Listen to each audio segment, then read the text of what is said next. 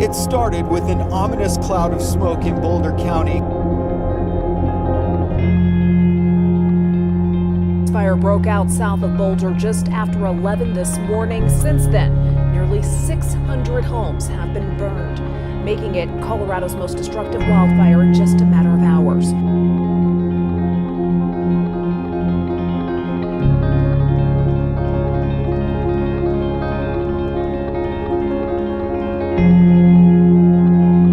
Now, it might just look like one home, but this is a family's home that 12 hours ago was standing. This has now been reduced to rubble.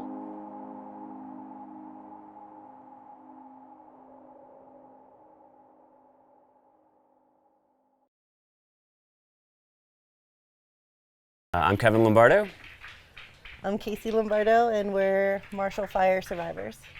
We're originally from the East Coast in New Jersey, and moved out here for a much kind of slower pace, more purposeful. Kind of just dropped everything and moved out to Colorado.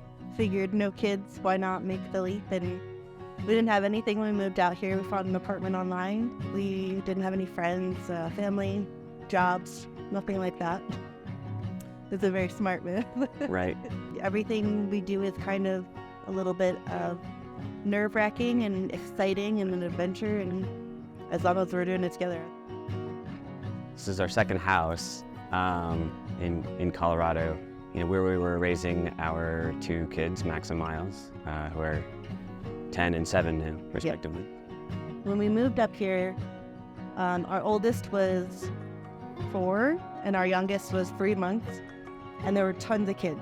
So it was a really nice area to come and be welcomed by a lot of families and just have the kids play outside, and other kids would come outside, and we had a bouncy castle in the backyard sometimes, or a slippery slide, and everyone was really welcoming. And even the folks that didn't have kids, that the empty nesters or the ones that chose not to have kids, were also welcoming. It's just a really great community. We had our neighbor in the backyard playing like usual. They were all just playing in the backyard, and my girlfriend called and said that she felt like there was a fire moving our way and that we should pack. We had seen the yellow hue and stuff on the ground, but I just dismissed it because we've become so accustomed to forest fires and the fires, smoke coming from California and from Canada. It just was just like any other day. But then when I walked into the front, I saw the smoke. We started packing pretty immediately. Quickly. We were still fairly sure everything was going to be okay. I remember walking around the house with the boys, and they were telling me you should grab your wedding picture that's up on the wall, and I was like, it's kind of too big, we'll be back. There's no reason to grab art off the wall. But we did. We felt like this is just going to blow over like any other forest fire. It's not going to hit us, and we'll be okay. I've been in this business for 45 years, 30 of them along the Front Range. I've never seen anything like what we've witnessed today. Mass evacuations in suburban Denver. Officers going door to door in Superior. A natural disaster unlike anything anyone in Colorado has ever seen.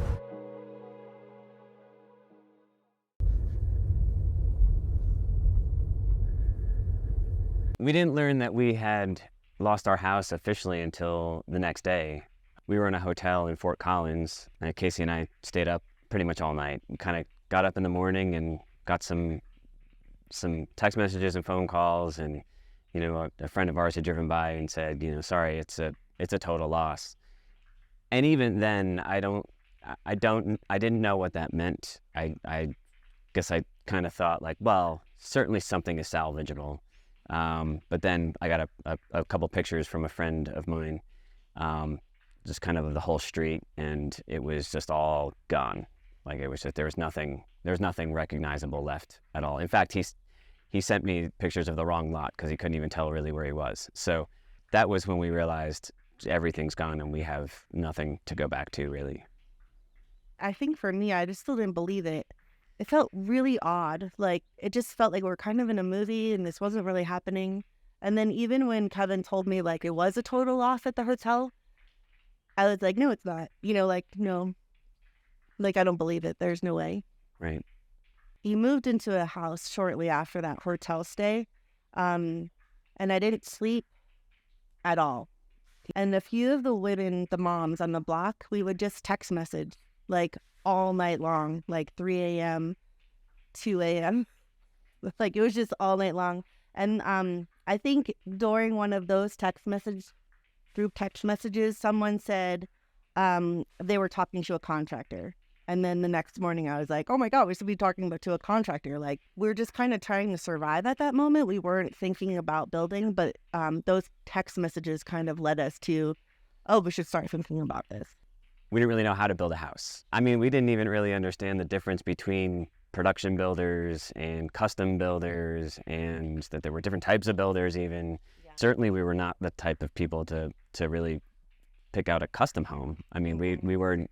I had always kind of associated that with, high-end custom, super wealthy people and high-end finishes and, marble and things like that. After seeing the response of the community ultimately coming together and all the support and all the love and the stuff and everything to just help out people in need, I mean, of course, we want to continue to be part of that. I mean, just what a great place to be and what a great group of people we've got around us. When it came to the discussion of building codes and fire hardening buildings, that's where things got a little bit strange. A month or two before the fire, Louisville had passed the 2021 IECC building codes. This happened, and as a lot of people were talking to contractors and builders, they were hearing that that's way too expensive to build to. That standard is, might not even be possible. They don't want to do it. They won't do it.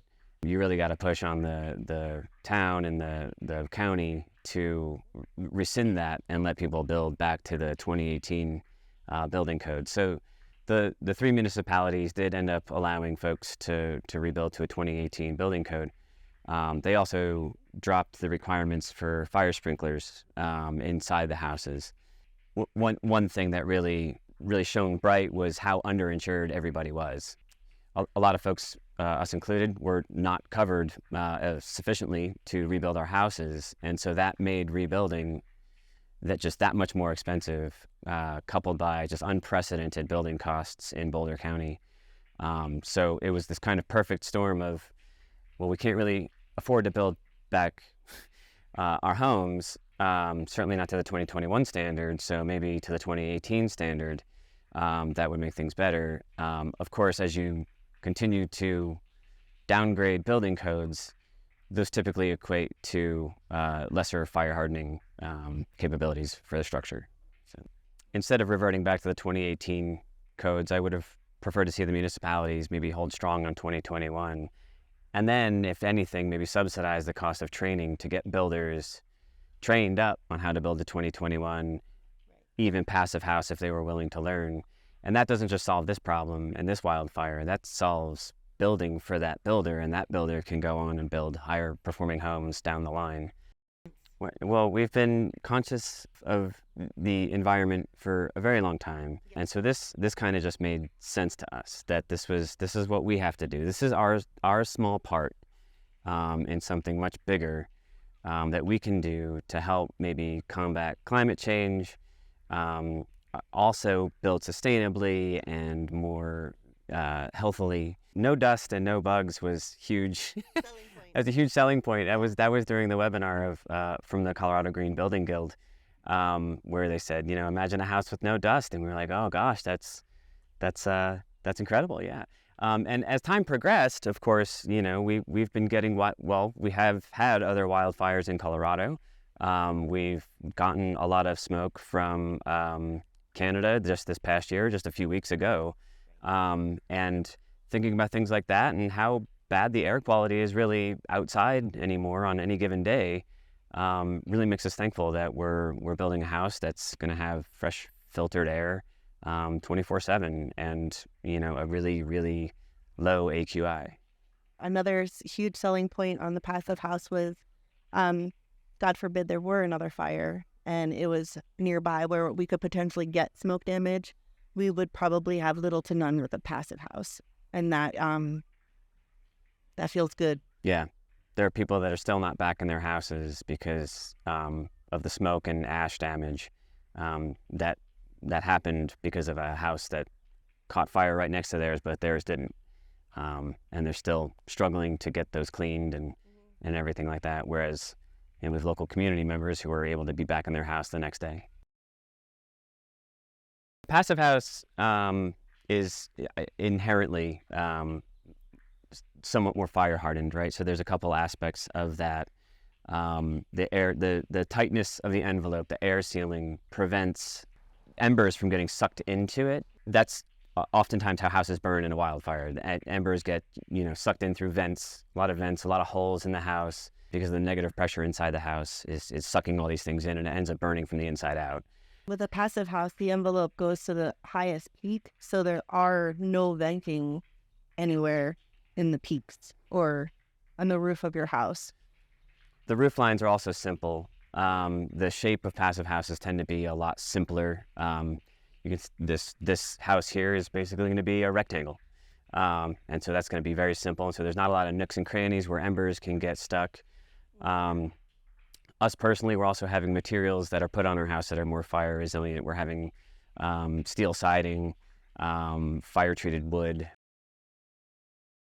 The windows, that's another big piece that's performance and also fire hardening. They're triple pane windows, so they'll be more resistant to things that are hitting it and possibly breaking it in a wildfire situation. It's important to note that in our wildfire, the winds had gusted up to, I think, 110 miles per hour. So we had firefighters saying that they were seeing, flaming beams just sailing through the air.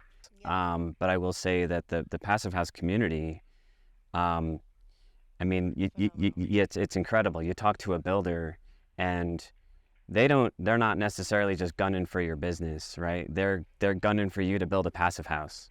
And it almost doesn't matter if you end up building with them or not. They just want to see you build a passive house, and they all have a vested interest in making sure these projects get certified and making sure the homes get built to the right standards. And so it really is this niche in the construction industry where it's not so cutthroat, and it's not like you'll meet with one builder and they'll tell you what you want to hear just to get your business. They'll tell you what's real and what's possible, and if you build with them, then cool. If not, then also cool. Yeah, we've also became pretty close with some of the builders that we interviewed who we didn't choose.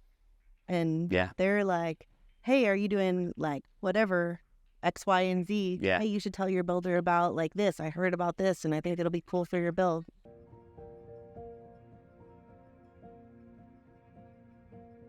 It's funny, a lot of people say, well, you get to build your dream home. It's like, well, no, you kind of save for your dream home and you think about for a while, to build your dream home. And, but yeah, it has become, it's a dream that I think we didn't know we had, home.